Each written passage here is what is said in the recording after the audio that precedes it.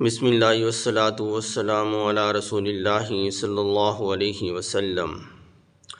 دعائے قنوت یہ ایک خاص دعا ہے جو نماز عشاء میں 3 رکعت نماز وتر میں وتر کی تیسری رکعت میں فاتحہ سورت جب آپ پڑھ لیتے ہیں اس کے بعد رکوع سے پہلے دعائے قنوت یہ ایک خاص دعا ہے جو پڑھی جاتی ہے۔ احناف کے نزدیک اللہم انا نستعینک و نستغفرک یہ دعا رائج ہے۔ اس کے علاوہ بھی احادیث مبارکہ میں اور بھی دعائیں موجود ہیں، وہ بھی پڑھی جا سکتی ہیں، لیکن احناف کے نزدیک یہی دعا رائج ہے۔ آپ اس کو بھی پڑھ سکتے ہیں، لیکن یہ کہ اگر کوئی دوسرا کوئی اور دعا پڑھتا ہے اس کو ہم یہ نہیں کہہ سکتے کہ آپ نے یہ دعا کیوں پڑھی ہے۔ اگر حدیث رسول اللہ صلی اللہ علیہ وسلم میں دعا موجود ہے تو ہم اس کا اقرار کریں گے، تسلیم کریں گے، لیکن وہ احناف کو نہیں کہہ سکتے کہ آپ یہ دعا کیوں پڑھتے ہیں۔ تو یہ دعا بھی حدیث رسول اللہ صلی اللہ علیہ وسلم میں موجود ہے۔ تو یہ دعا اللہم انا نستعینک والی یہ دعا آپ پڑھیں۔ اگر آپ کو یہ دعا یاد نہیں ہے تو پھر ربنا آتنا فی الدنیا حسنہ وفی الآخرۃ حسنہ وقنا عذاب النار یہ دعا پڑھ لیں۔ اگر یہ بھی یاد نہیں ہے تو کوئی بھی قرآن پاک کی جو مذکورہ دعائیں ہیں ان میں سے کوئی بھی دعا آپ پڑھ سکتے ہیں۔ اگر وہ بھی یاد نہیں ہے تو پھر 3 دفعہ اللہم اغفر لی، اللہم اغفر لی، اللہم اغفر لی یہ 3 دفعہ پڑھ لیں اور رکوع کر لیں۔ لیکن یہ کہ اس کے ساتھ ساتھ آپ دعائے قنوت والی دعا وہ یاد بھی کرتے رہیں۔ اگر آپ دعائے قنوت والی دعا رکوع سے پہلے آپ کو یاد نہیں رہی، پڑھنی بھول گئے، آپ رکوع میں چلے گئے، تو اگر رکوع سے جانے سے پہلے یاد آ جائے تو واپس آ کر لوٹ کر یہ دعا پڑھ لیں۔ اگر رکوع میں چلے گئے تو پھر واپس نہیں لوٹنا۔ پھر اس کا طریقہ یہ ہے کہ جب آپ رکوع کریں گے پھر سجدہ، اس کے بعد تحیات پڑھیں گے تو عبد الرسول تک پڑھ کر ایک طرف سلام پھیرنا ہے، تو پھر 2 سجدے کرنے ہیں جس کو سجدہ سہو کہتے ہیں، بعض لوگ اس کو سہو بھی کہتے ہیں، تو اصل لفظ ہے سجدہ سہو۔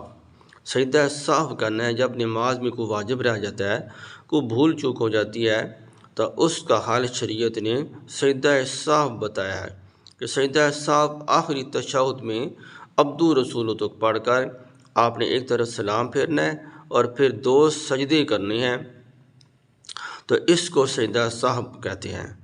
تو نماز وتر میں دعائے قنوت رہ جائے تو پھر اس کا حل مداوع وہ سجدہ سہو ہے۔ تو وہ جو دعا ہے دعائے قنوت والی، تو وہ اس کے الفاظ کی درستگی بھی بہت ہی ضروری ہے۔ بعض لوگ زندگی بھر یہی دعا پڑھتے رہتے ہیں لیکن الفاظ کی درستگی نہیں ہوتی، کسی کو سناتے نہیں ہیں شرم کی وجہ سے یا کسی بھی وجہ سے۔ آج کل مصروفیت کا دور ہے تو کسی کے پاس ٹائم بھی نہیں ہے، لوگ نماز پڑھتے ہیں، بابے بڑھ جاتے ہیں، دادا نانے بڑھ جاتے ہیں، لیکن یہ ہے کہ الفاظ کی درستگی صحیح نہیں ہوتی، ساری زندگی وہ غلط ادائیگی کے ساتھ نماز پڑھتے رہتے ہیں، تو اس میں شرم نہیں کرنا چاہیے۔ آپ کسی کے پاس جا کر الفاظ کی درستگی کر لیں، نہیں تو یہ کہ جب بھی دعائے قنوت والی ویڈیو آپ دیکھ رہے ہوں تو نماز کھول لیں، نماز کی کتاب کھول کر اس کے اندر سے دعائے قنوت نکالیں اور ساتھ ساتھ سنیں، تو اس طرح آپ اپنے الفاظ کی درستگی کر لیں۔ دعائے قنوت اللہم انا نستعینک ونستغفرک ونؤمن بک ونتوکل علیک ونثنی علیک الخیر ونشکرک ولا نکفرک یہاں پر خا موٹی ہے، ایک خا ہوتی ہے بریک جس کے اوپر نقطہ نہیں ہوتا، اس خا کے اوپر نقطہ ہے، یہ خا پر پڑ جاتی ہے۔ وَنَخْلَعُ وَنَتْرُكُ مَن يَفْجُرُكَ اللہم منہ کھولنا ہے تو لفظ اللہ کا لام پر پڑا جاتا ہے کیونکہ اس سے پہلے زبر ہے۔ اللہم ایاک، ایا کے اوپر شد ہے، تھوڑا سا سختی سے پڑھیں گے۔